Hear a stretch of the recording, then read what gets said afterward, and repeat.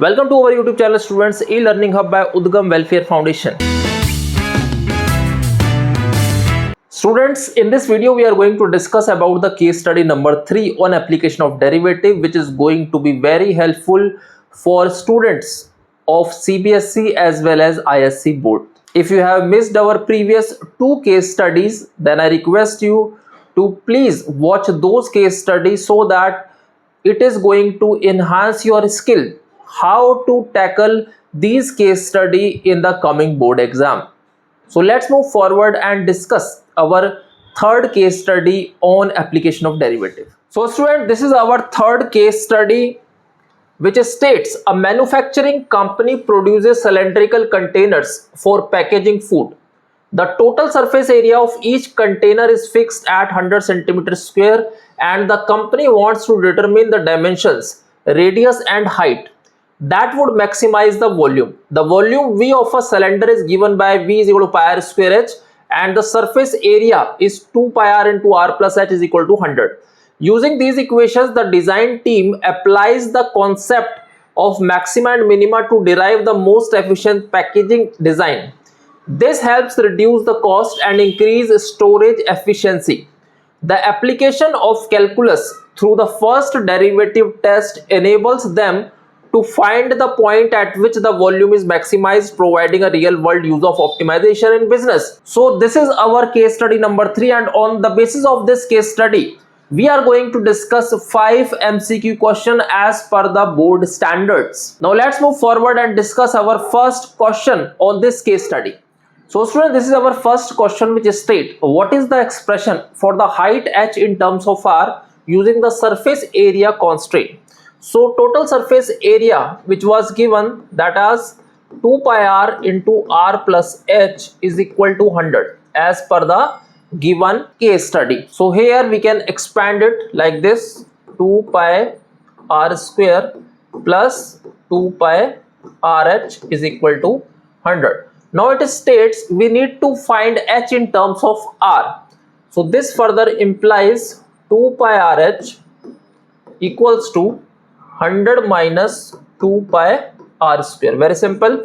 So this further implies h is equal to 100 minus 2 pi r square upon 2 pi r. So this is our final condition, that we have written h in terms of r. So let's match our option here. So if we match, our first option is the correct answer here. Very simple. Now let's move forward and discuss our second question. So student, this is our second question, which states substitute the expression of h into volume V to get V of r. As we know that the volume of the cylinder was V is equal to pi r square h, and in our previous question we found h, that was 100 minus 2 pi r square upon 2 pi r. Therefore we can write V as pi r square into 100 minus 2 pi r square upon 2 pi r. Very simple. So this is our answer when we have converted V to get V of r. That means the function is entirely into r. So this is our correct answer here. Now let's move towards question number 3. So students, here comes our question number 3, and what is the first derivative, that is dv by dr of V is equal to this. Very simple. Now let's do one thing. We can write dv by dr here and differentiate this part as 100 into r. The derivative of this is what? 100. Very simple. Minus 2 pi r cube, because when you multiply this r with this, you are going to get 2 pi r cube. Now derivative of this is what? 3 into 2 6 pi r square. Very simple. 6 pi r square.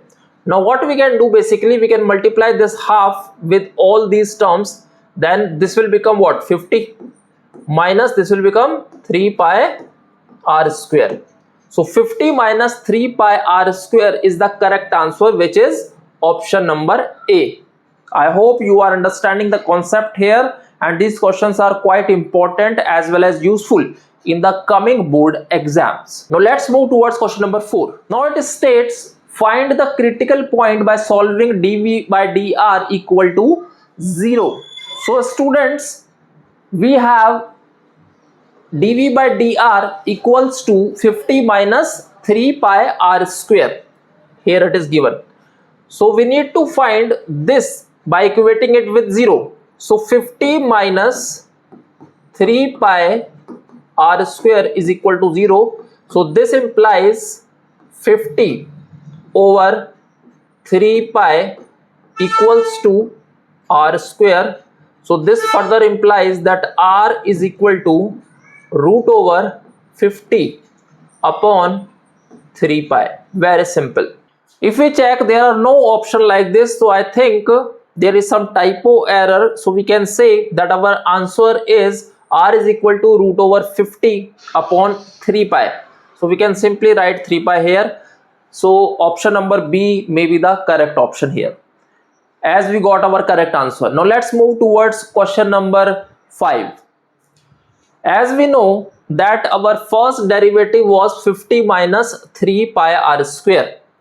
Therefore, let us take out or find the derivative, that is d square v upon d r square. So which is equal to negative of 6 pi r. That means this negative states that this is a point of maxima. As we know that if f double dash x is less than 0, then this is maxima. Very simple. So it is a point of minima, no it is a point of inflection, no it is a point of maxima. Hence we can say that this is a point of maxima here.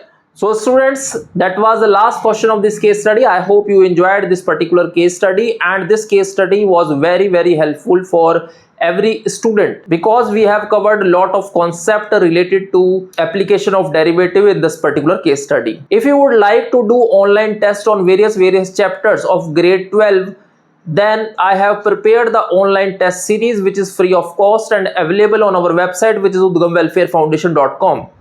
You can access those online tests, and those online tests is going to enhance your skill in how to tackle 1 marker question in your upcoming board exams. I am going to share the link in the description box so that you can easily access those online tests. So that was all in this particular video. We are going to meet in our next video. Till then, goodbye and take care.